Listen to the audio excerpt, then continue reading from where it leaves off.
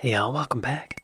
Today we're checking out 4 ways British and American New Year is very different. Hello, and Happy New Year to Hello. all of the good people out there, plus Uncle Toby. I'm Lawrence, and I'm on a quest to uncover all of the memos that Britain and America lost in the pond, and one of those memos pertains to the New Year. Y'all be sure to go to Lost in the Pond and like and subscribe. I used to react to a lot of his videos, but I got a lot of negative comments from British people because he is British, but now he lives in America. And they say he's lost his grip on what is British. I don't think he has. He's more British than me, so I'm going to watch it. And I hope you join me. Let's watch it together. And I know what you're thinking, ooh, Lawrence, I thought you gave up alcohol. I did. This is sparkling water. Anyway, when I first moved to the United States, my first New Year celebration didn't seem much different to those that I experienced back in Britain. But then, as the years went on, I started to... This photo, wow. Some people look better as they age, and I think Lawrence is one of them. But then, as the years went on, I started to notice that I'd been completely and utterly a little bit incorrect. Because while both countries do the countdown to midnight and drink and indulge in fireworks, the way we do these things, as well as other traditions, does differ on either side of the pond. And if you've somehow gone the whole of 2023 without subscribing to this channel, do that now. This video is a year old. In the meantime, here are 4 ways that British and American New Year is very different. Hit me. Good luck. The first of these is the ways in which both countries try to engineer good luck going into the new year. What do I mean by that? Well, for some answers, I'm going to hand you off to YouTube sensation Lawrence Brown, who is me. In Scotland, and by extension parts of northern England, there's a tradition called first footing, in which the first person to enter a home on January 1st brings good luck for the rest of the year. Yeah, I think I heard of this last year in a video. First footing. It's the first person who steps foot in your home on January 1st. But that's the extent of what I remember. Please continue, Lawrence. This doesn't include burglars. We're talking about family members or friends of the people who live in the house. And it's not always true, because for me, last January 1st, the first person to enter my house was Chainsaw Jim, who subsequently stole my fence. But it is a tradition that plays a big role in the Scottish Hogmanay traditions. In the US, specifically in the South, the biggest good luck charm is the black-eyed peas. Just black-eyed peas, not the band, food. Consumption of the black-eyed pea dish, Hoppin' John, on New Year's Day is seen as a harbinger of good luck for the year ahead, unless it's me doing the cooking. Yeah, we do that. I grew up in the South. Black-eyed peas, yep.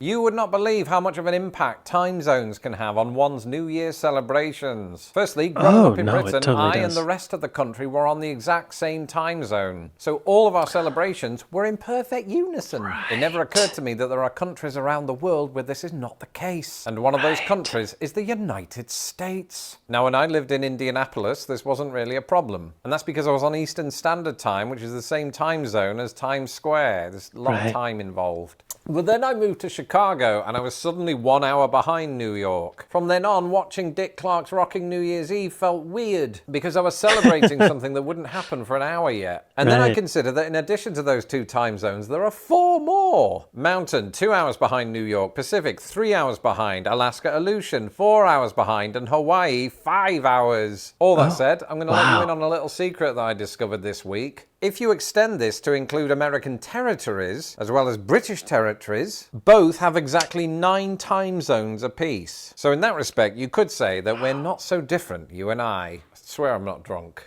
Yeah, the time zone thing. I remember living on the East Coast. In terms of the media, the East Coast New Year's Eve is still kind of the definitive New Year's Eve in America. Even with, like, news shows, you know, the evening news comes on at 6 p.m. there, but in California, where I am, it's 3 p.m. It's like the day's already over. New Year's Eve's the same thing. It's like 9 o'clock, and they're dropping the ball in New York. Yeah, 9 o'clock.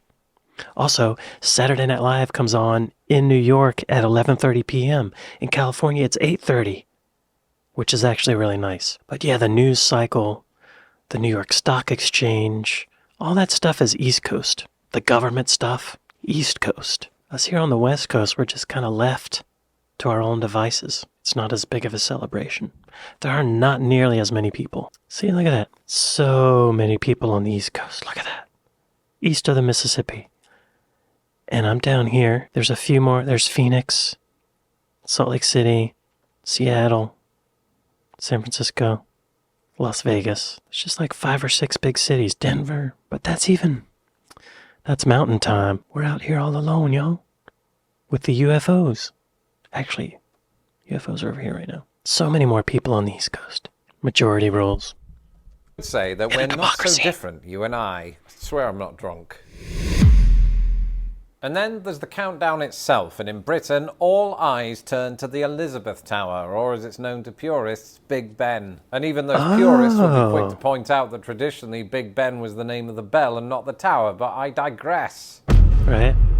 I knew that. In hindsight, I suppose it's weirdly logical to count down to the new year by staring at one of the world's most famous clocks. Yeah. For me, the sound of Big Ben's gong, which I promise isn't rude in any way, will forever be synonymous with the passing of one year to the other. In America, we watch a ball drop. Again, that's not dirty. And that's because the ball in question is massive and made out of crystal. And instead of taking place in the country's capital city, which probably wouldn't allow buildings of this height, the ball is dropped in New York. And I don't really know what happens once the ball reaches its final destination. Does it smash into a million pieces? No, because that would mirror the fate of just most sits of my there. champagne glasses. Actually, I'm just hearing from an article that I read online that it does not smash, it comes to a rest. Which on the one hand is good, but on the other doesn't make for such a resting television. Y'all, the ball should totally explode, shouldn't it? Shatter. With fire and glass and metal. This is the Paramount building. This is facing south. I used to work in a building right back here. Actually, a couple different buildings. Yeah, I used to walk through here every day. By NASDAQ, this is the NASDAQ building.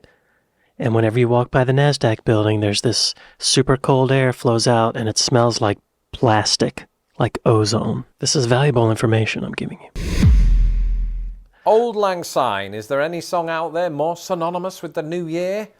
Happy New Year by ABBA. And at this point you might be thinking, Lawrence, I know for a fact that Auld Lang Syne is sung in both Britain and America, so what's going on? You see, this song became synonymous with the new year in both countries at different times and for different reasons. Really? In fact, the song's lyrics were the work of renowned Scottish poet Robert Burns, who, while adopting an existing traditional tune, came up with the piece in 1788. And shortly thereafter, two things happened with this song. Firstly, it became associated with Scottish New Year celebrations, and secondly, it would shortly do the same in the rest of Britain. And at this time, you may or may not know that Britain was forming a colonial empire, and the tradition spread to many of its colonies. But absent from that list was the United States. This perhaps owes a lot to the fact that by then, the United States has become the first country to gain independence from the British, and from the 19th century was forming holiday traditions of its own. So then when did Auld Lang Syne take off here? And the answer is easy. The 20th century, because it was popularised here not by a Scotsman or an Englishman, but another perfectly good setup for a joke, a Canadian. Band leader Guy Lombardo, presumably familiar with the Scottish tradition, performed the song every New Year's Eve with his band, the Royal Canadians, broadcast to a North American audience every year from the late 1920s to the 1970s. Wow. And it's been a New Year staple here ever since. Wow.